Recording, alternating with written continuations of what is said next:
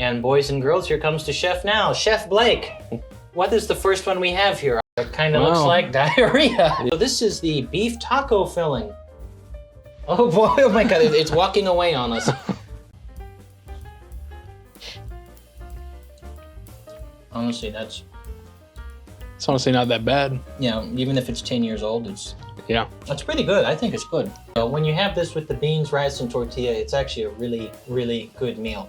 In this case, it's kind of like eating delicious dog food. Yeah. But most dog food is edible to humans. That is true.